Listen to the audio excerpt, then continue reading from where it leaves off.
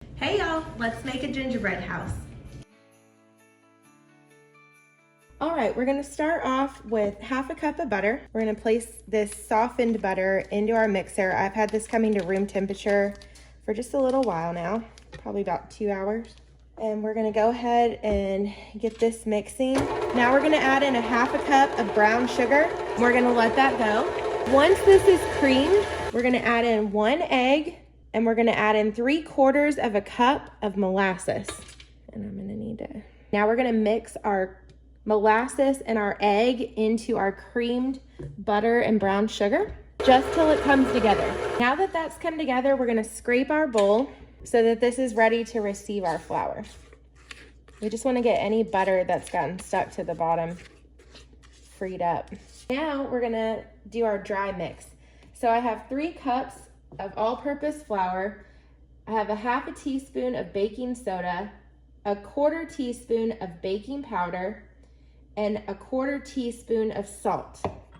To that, I'm gonna add our spices, which is gonna be 2 teaspoons of ginger, 2 teaspoons of ground cinnamon, 3/4 of a teaspoon of cloves, a half a teaspoon of black pepper, and that is gonna go in with our flour and our baking ingredients.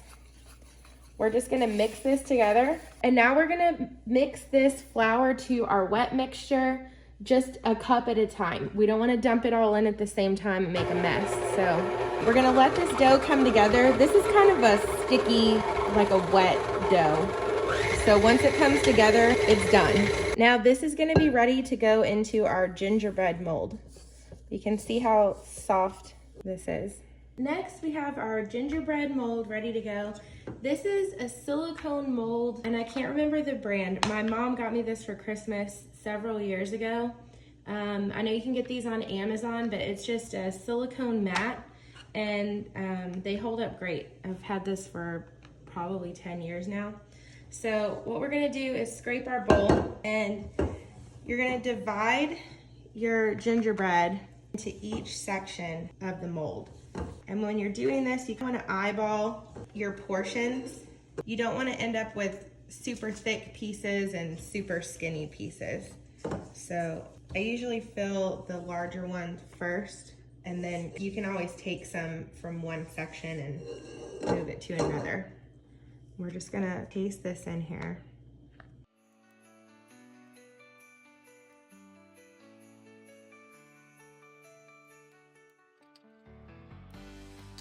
So once you have all of your dough spread evenly, one thing that's important is you want to make sure your corners are filled, because this dough doesn't spread out very much. It just puffs up a little bit.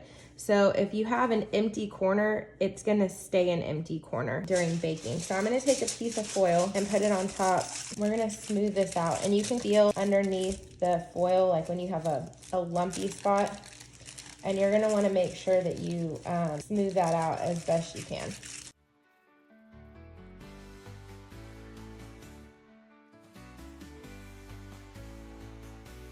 They're gonna go in the oven at 375 for 15 minutes. You do not wanna over bake these, but they do need to be baked all the way through.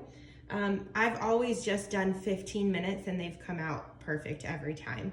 So let's get these put in the oven. I put a cookie sheet underneath these because they're flimsy. So you're gonna put these on a cookie sheet and put them in an oven for 15 minutes at 375 degrees. Okay, so we have these put in the oven on our cookie sheets, and they're gonna bake for 15 minutes. Once these come out of the oven, they are going to get flipped onto a cooling rack, and these need to dry for several hours to make sure that they are completely dried out. You don't want to have any bend, and you can see what I mean about the corners and things if you don't have them filled in, but they smell amazing. And the next step is going to be making our royal icing, and we're going to get these put together. Our gingerbread are cooling, and while that's happening, I'm making the platform to put them on. You can use a cake round for this. I couldn't find any in the size that I needed. Typically they'll come in like a little pack of 6. You can find them at Hobby Lobby, but today what I've done is I've cut up a core board into 6 pieces to make a 10 by 10. And I've just got some wrapping paper here. So we're just gonna wrap this base with some paper, and that's what our gingerbread house is going to get iced to. So we're gonna make some royal icing here in a minute, and royal icing gets extremely hard like glue, and that's what's going to hold our gingerbread house together. It does take a few minutes to dry, so typically if you're gonna do this with kids, I always build the house first and then I let them decorate it, because it really needs to sit for a few hours before you start to mess with it. But it will have some sort of strength to hold together after just a few minutes. So typically what I'll do is ice the edges and put some cans or something to hold the wall up, and I'm gonna show you how to do that. But it doesn't take too very long. I would say the icing is fairly set in about 10 minutes, and then it will be completely hardened off in about 2 hours that the kids could decorate it. So usually I will bake a gingerbread house in the afternoon, let it dry overnight. In the morning when I wake up, I will ice it and put it together, and then the kids will decorate it that evening. So if we're gonna have a gingerbread night, I usually start that the day before. Now these do stay good on the counter for up to a week. You can eat these, they're fully edible. And then the candies that you pick off of it, they're good for about 3 weeks on the counter. So if you're gonna make this the week of Christmas, it's definitely gonna last to eat all the parts that you're gonna make from the day you make it all the way through the end of the week of Christmas. So I have all of our bases, and now what we're gonna do is make our royal icing, and then I'll show you the steps of gluing your house together. We're gonna move on to the royal icing. I'm making a bigger batch than the ingredients that I'm gonna tell you, but it's all the same ingredients. So for your royal icing for one house is gonna be 1 pound of powdered sugar, 1 teaspoon of cream of tartar, and 3 egg whites. So what you do is you start off with your powdered sugar in your mixer, and you can either use the whisk attachment or the paddle attachment. I'm using the paddle attachment today, and I'm gonna do, okay. So we're gonna have our cream of tartar in there. Let me give that just a stir. And then now we're gonna separate our egg whites. And I did let these come to room temperature, so these are ready to go. These eggs are pasteurized, so you can eat this icing.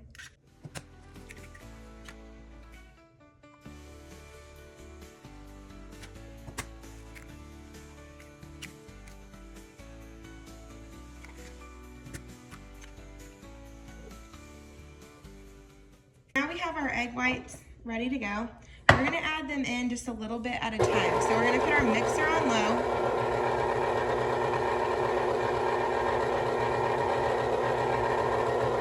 And we're gonna slowly add these.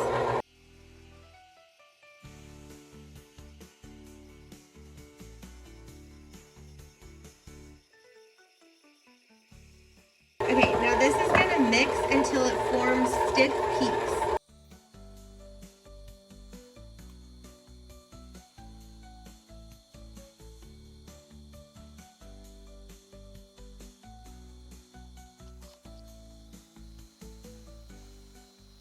We're gonna turn this down and we're gonna check to see if it's sticking upright. So you want it to stay, I think we're gonna let it go just a smidgen longer, and then it's gonna be ready to go. But see how glossy this is? So that's what we want it to look like. It should be very shiny.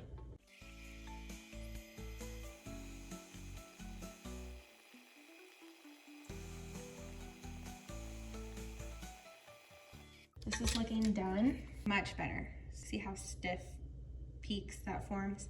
That means this icing is gonna hold really well. So it's very shiny, it's very stuck together, forming this stiff peak just like this. So that's what you wanna see. The way I like to fill my bags up, I buy these bags off of Amazon. You can get these at Hobby sometimes, and then you can also just use a Ziploc bag if you can't find these. So I like to put mine in a water glass. This is usually pretty much the perfect amount for the size bag that I'm using. And what we're gonna do is we're gonna take our icing And you don't want to overfill your bags because then it's going to squirt out of the top. And so that way it's all down in the bottom, and it should look like this. When I'm giving these away, I like to take a little bread tie and tie this right here so that it doesn't open up at the top. So this is what your bags should look like. And then when we get ready to ice, we're gonna nip the end. You don't need an icing tip for this, this work. Usually when I'm building the house, I'm gonna nip it right about here because I want a little more icing to come out at a time. But when I nip the bag for the kids to decorate, I usually only nip off about this much. That way they don't get too much on each piece of candy. And then if they are wanting to ice a bigger space, I'll either give them a bowl with a spatula if they want to do the whole roof or something like that. Now we have all of our parts and pieces assembled. I have our base ready to go. We're going to use these wrapped squares today. I have assorted canned goods to hold up our walls. A typical batch of icing that's in the recipe that I gave you should make about 2 large bags of icing that are going to be a little bit bigger than this. And typically when I divide that out, I do 1 large bag and then 2 smaller bags. The large bag is going to take care of most of the construction, and then you can possibly need to nip the second bag just to finish the roof sometimes, and then that will give you 2 small bags for decorations. If you decide to color this icing, you're going to want to use a paste. Don't use the food coloring drops. It's going to water down your icing, and it's going to affect the way the icing holds together. This turns into essentially cement. So when you mix this, you want to bag it right away. And then I would suggest using it within 48 hours of making this. Before you cut a bag that's been sitting, you're going to want to knead the bag. That way it kind of redistributes the liquid and it makes it ready to go, just like you would do with a house kit that you would buy at the store. So let's get started on our construction, and then I'm going to go through and show you the various stages after they're set up. So what we're going to do first is nip the end of this bag, and we're going to set the walls to our base. Like I said, for this, I'm going to nip about 1 inch off of the bottom, so like thumb size. So usually I'm going to start with, let me do 2 canned goods. And I usually like to start with the walls first. You're gonna go through and you're gonna ice the bottom, and then you're gonna ice actually these 2 edges. And we're gonna set that right as close to center as we can. We're just gonna set our can right there. Next, what we're gonna do is the back wall. That way our spacing is correct. And the icing for this side is gonna be on this edge already. So we want to take this and glue this here. And you just want to press it together. And I'm just going to set this here just in case. It's actually holding together fairly well on its own. Next, we're going to do the other side. I'm going to take, ice this edge, the bottom edge, and then the side. Icing the bottoms of these is what's going to hold your house to your board. So you want to make sure that you always ice each side of a bottom piece. And then now we're gonna go and do our house. And again, the sides of this one have already been iced. So I have our bottoms together. And we're just gonna let this sit. I don't wanna put the roof on yet because this icing needs to harden for about 30 minutes. You can do it in 15, but I have had instances where the roof, it got wonky because it wasn't quite dry enough. So when we come back, we'll put our roof pieces on. I'm going to show you how to do the last one. The houses have set, so the icing is hardened off from what we did earlier. So first, we're going to move aside our little Christmas tree and our people. I'm going to put 1 thing of icing on the side for the door. That is going to go on here like this. I usually leave it half open so you can see inside of the house. And then we're going to start with our roof piece, and I'm going to ice the sides, the bottom, and up the side. And that is gonna go just like this. And then the last piece, I'm gonna run along the edge of the roof here, up each side, just like that. And then I'm gonna do the bottom of this piece. And that's gonna go just like this. After that's done, I like to run one bead across the seam of the top just to make sure that it's in place. And this is where I leave it. Just make sure that your roof doesn't slide around and that it's even. I think that looks pretty good. And then the rest is gonna be done during the decoration part. So when I give these as a gift, I like to use these little houses from Hobby Lobby, and they're filled with gumdrops and just little hard candies and some cinnamon peppermint sticks. So these go with each house, and then each house gets a bag of icing that's sealed up and ready to go.